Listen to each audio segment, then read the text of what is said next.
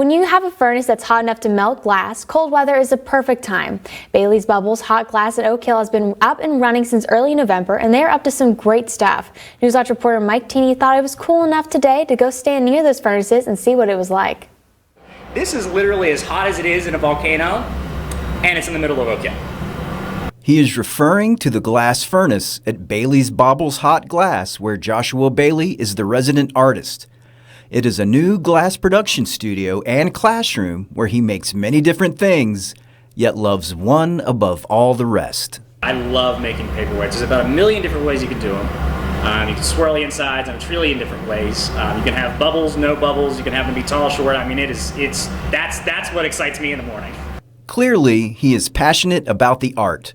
However, with all art, there is a technical side, and he often wears the hat of a chemist. The basis of most glass is it comes as a pelletized powder. It's made out of silica sand, soda ash, lime, and a couple of other chemicals in order to give it a clarity. So every 2 weeks, I have to turn the furnace up to 2,380 degrees and turn the white powder, the batch, into clear glass. After he has a fierce furnace of molten glass, it's time for the squeeze. The squeeze is when you turn it down from 2,380 degrees to 2,050 degrees, or a little lower. It depends on each furnace and each glass. But that squeezes all the bubbles that are left from melting that batch, squeezes them to the surface as the glass condenses, and pushes them to the surface to pop. That way you have a perfectly clear glass. After the squeeze, you can begin molding the melted sand into whatever your heart desires. And when you've created your masterpiece, and after it's cold enough that it won't take any more imprints, I knock it off on a little stand, and I will use typically an oxypropane torch to melt the bottom.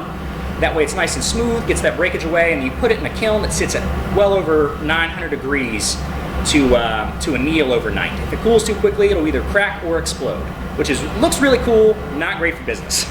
Joshua, who is originally from Oak Hill, got his start as an apprentice at Tamarack. So excited to adventure into the world of glass. I started looking at other places, and I got an opportunity at the Greenbrier.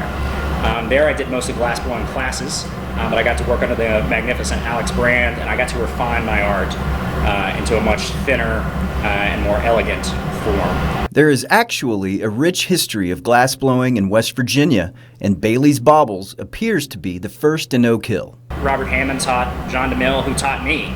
Right, so a lot of my techniques, a lot of my colors, the colors that I choose, the shapes that I choose, are very historic to West Virginia in and of themselves. So I have the impressions of glass blowers that have been doing it since the early 1900s accidentally impressed upon me. Bailey's Baubles has been operating since early November. They are located at 1113 C Main Street in Oak Hill. They also offer glass blowing classes where you can get the chance to make something of your own. Visitors are welcome at the shop and are encouraged to stop in. You can call the number on the screen or look them up on Facebook under Bailey's Baubles Hot Glass. Yeah, they can come in. I have shelves full of stuff, and I'm always working. I love to talk about it. I can talk about the process forever and ever, so I get tickled just to have anybody in here. Reporting from Oak Hill, this is Mike Teeny, Newswatch 4.